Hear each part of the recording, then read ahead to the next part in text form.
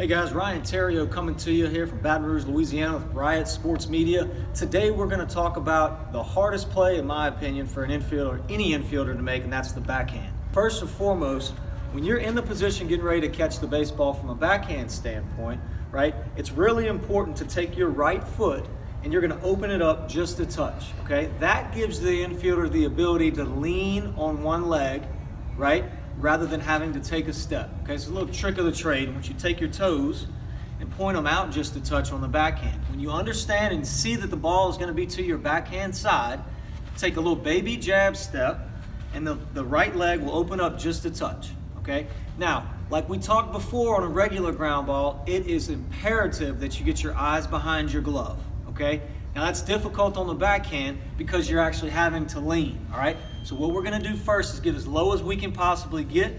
That right foot's opened up. You're going to lean on your right leg. Your glove hand goes right directly in front of your right foot, and then you get your eyes as close as you can behind your glove. So it should look like this. Remember, the fingers of the glove are pointed to the ground. Glove is in front of the right foot. Hand is extended out. You want a little bit of a bend in your left arm or your glove hand to give your glove the ability to go forward as well as come back. So it'll be right here. And again, when you catch this ball, you want to be aggressive and catch it. I want to be able to hear the ball pop in your glove, okay? So just kind of going over it. You're in your ready position, getting ready to field a ground ball. Boom, ball's hit. I see it's to my backhand side, right? The first thing I'm going to do, jab step, open up just a touch with this right leg. Then you lean, fingers pointed to the ground, little bend in this left arm. The ball, remember, is caught off of your right foot, and then there's a catch. Now, like we talked about before, after the catch happens, then the ball gets transferred to your throwing hand. After the ball is transferred to your throwing hand, it gets thrown to whatever base that you're throwing it to, okay? So this is what the process looks like once you've caught the baseball. Jab step open, fingers to the ground, glove down, eyes behind your glove, catch. Throw in hand, ball's in your glove. The transfer starts to happen as you're taking your right foot to your left foot. You see I'm still bent. Ball out. Now you're ready to make your throw. Left foot to your target. A little bit faster, we'll go over it again. Jab step, catch. Transfer right to left, left to throw. We've talked about this before, but if you notice, my toes always stayed pointed out the entire time. And the reason I do that is it keeps the weight centered right in the middle of my body.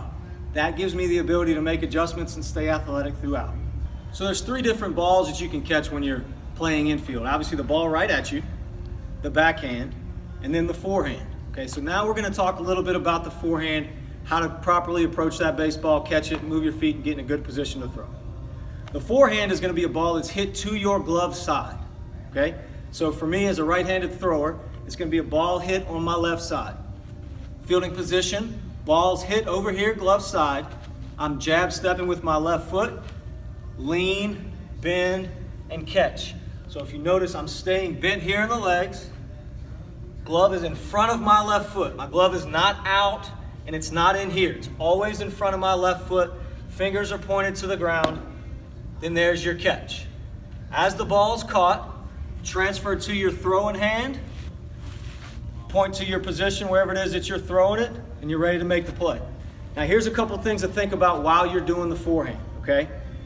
It is a difficult play to make because you're turning your shoulders all the way around. If I reach this way and I'm throwing back here, I have to take my shoulders and get all the way around, okay? So one thing to think about when you're doing the forehand is to make sure your left shoulder or left elbow always gets back square pointed to your target. So it would be a catch, move your feet, and then bury your left elbow or left shoulder and your left elbow directly at your target. That's the forehand. When we talk about the three possible balls that you can catch while you're an infielder, when you're playing defense, it's the ball hit right at you, it's the backhand, as well as the forehand, okay?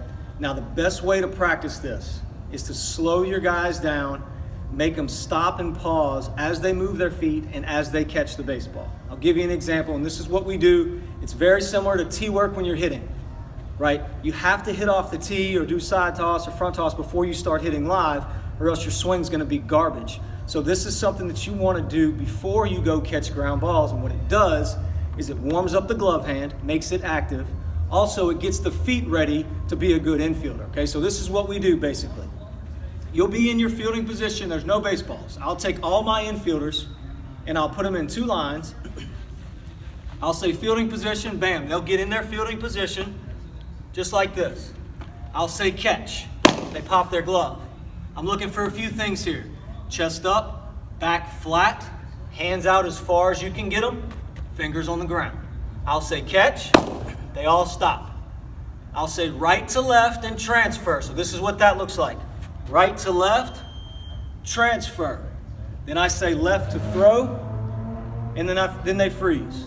Okay, so it's almost like 3 different steps, and I stop them each time, and I slow them down.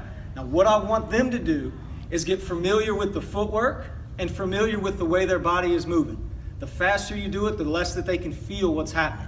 So you put them all in a line, and you go catch, right to left, left to throw. And you make them go back. Catch, right to left, left to throw. 5, 10, 15 minutes, however long it takes, but you do that with all your infielders. Do the exact same thing on backhands. Jab step, catch, right to left, left to throw. Same thing on the forehand, jab step, catch, right to left, left to throw. So I was having this discussion with my guys the other day after one of our games. It made me want to freaking throw up to watch the way they got ready before every pitch was thrown. My guys weren't in a good position to catch a ground ball, thus there was errors made.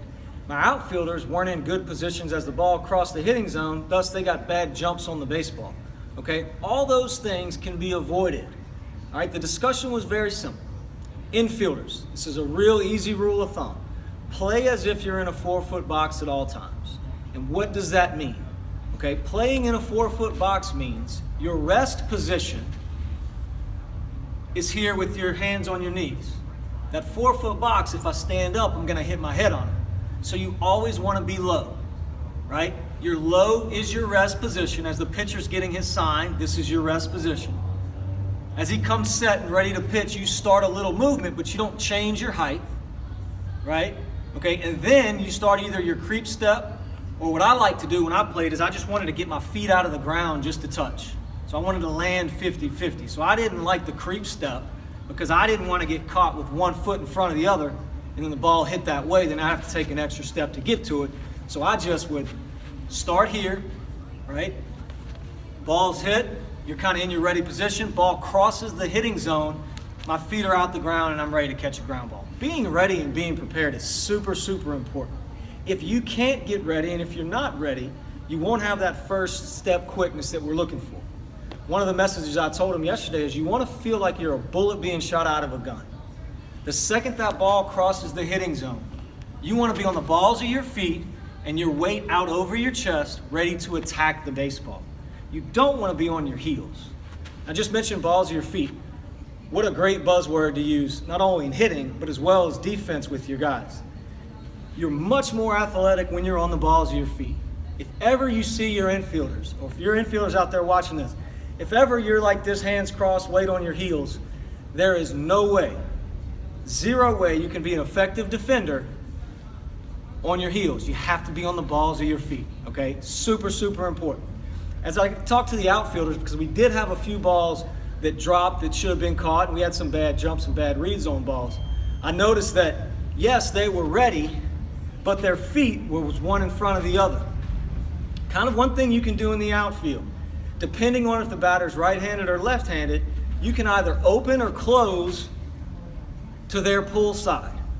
Unless you got a pitcher throwing gas on the mound and you think the kid's gonna be late, then you would obviously go the other way. That way you'll be prepared to move first step in the best direction you can and catch that baseball.